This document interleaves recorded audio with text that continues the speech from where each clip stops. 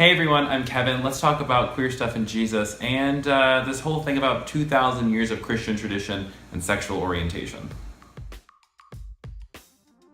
So one argument that I have heard about not being able to affirm same-sex relationships is that in order to do this, in order to affirm same-sex relationships in marriage, we would have to overturn 2,000 years of Christian tradition. In the minds of many people, because the church fathers didn't say anything about it, we obviously don't need to address it. But I think it's interesting that when it comes to the rest of everything else, when we get new information, new science shows us things, we often reconsider our positions, except for when it comes to same-sex relationships and sexual orientation and gender identity. So let's talk about another time in church history when the church actually changed its mind and position and theology based on new information that was given to us. I think it's pretty safe to say that the majority of us believe that the world is in fact round, we rotate around the sun, and that the world is not flat. Well, for the first 1,600 years of church tradition, that's what we believed. So much so that when Galileo and the telescope arrived and said, actually, the world is not flat, but it is indeed round, and we rotate around the sun, people cried heresy because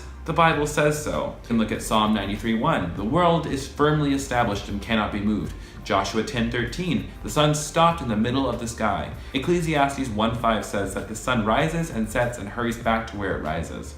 So if you read that literal as you take it right at face value, of course, everything's rotating around it. So the argument that Galileo used was that biblical authors were using what they knew at the time to describe what they were seeing. It's the same reason that we describe as heaven is above us, the earth is here, and hell below us. Because people at the time needed something to describe what was happening around them.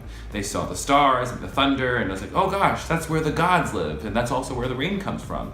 So if we do the right thing, the gods will rain down blessings from the heavens to us here on the earth. And if we're bad, they saw molten fire and lava coming up from the earth in the form of volcanoes. So that's obviously where Satan and his devils are just like bebopping around or having sock hop or whatever. But obviously, we know because of science that beyond the sky and the stratosphere, angels are not chilling and God is not sitting on a throne with a big white beard. So, despite the 1,600-year tradition of believing that the earth was flat and stationary, new information caused Christians at the time to reconsider what they believed, not only about a general conventional knowledge, but also about biblical interpretation. So what does this have to do with sexual orientation? In the ancient world, sexual orientation simply wasn't a thing. There were instances and practices around same-sex erotic behavior, but it wasn't what we were talking about now. It wasn't monogamous, loving, consenting relationships. Being attracted to the same sex was kind of a vice like anything else, like drunkenness, gambling, gluttony, or anger. Folks in the ancient world didn't understand that sexual orientation, that was something that was inborn. Musonius Rufus, who was a first century Roman philosopher,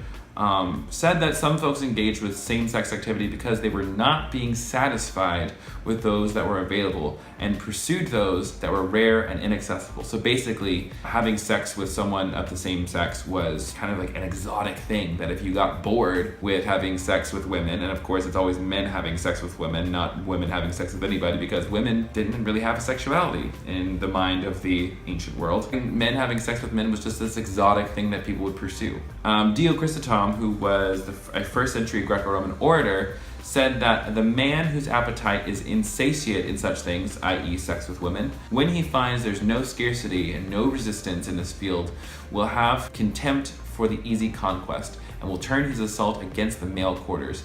Basically saying that if someone has too much passion or finds sex with women too easy, he's just gonna go look for it with men because that's the conquest, because it's in a man's blood to just go conquest and conquer the world. And it's important to note that these descriptions aren't talking about bisexuality either, because they're pretty much referring to over-the-top lust. So when the writers of the Bible are referring to same-sex sexual activity, are they wrong about what they're writing? Not exactly. What they wrote about was what they saw and what they knew and what was conventional wisdom for the time. What they saw was men engaging in lustful, self-indulgent acts, which is not what we have today, which is loving, monogamous, consensual relationships between two people. On top of that, it's important to note what sex was. It wasn't anything about passion or love or mutual self-giving. It was about power. There was a practice for men in higher societal places to have sex with people who were below them. So masters having sex with their enslaved men, powerful men having sex with prostitutes, and men having sex with young adolescent boys. So when the writers of the Bible are talking about same-sex interactions, they're talking about this. They're talking about domination, and they're talking about power, which is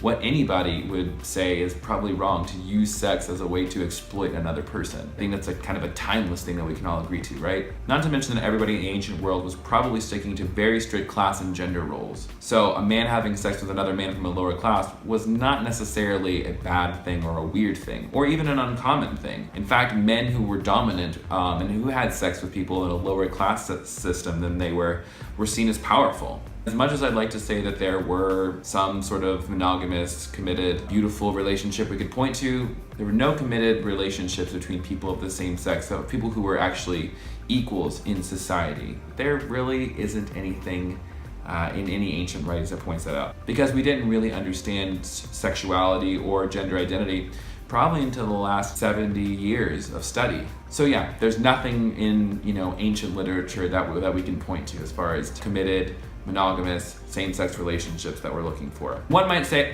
there you have it. There's nothing in tradition that would justify this. There's nothing traditional about same-sex relationships. So therefore, we shouldn't overturn 2,000 years of Christian tradition about this. But the other side of that argument is this. I don't think we're really overturning 2,000 years of Christian tradition concerning LGBTQ people, because there hasn't been a tradition around LGBTQ people and LGBTQ Christians at all.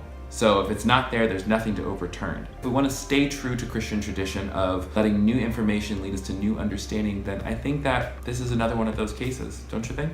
Thank you so much for watching this video. If you liked it, go ahead and share it with somebody. Like and subscribe. You can connect with me on social media and on my blog and on my podcast and on Patreon. And if you'd like, leave a comment below. I'd love to hear what you think about all this. Thank you so much, and I look forward to seeing you next time. Bye!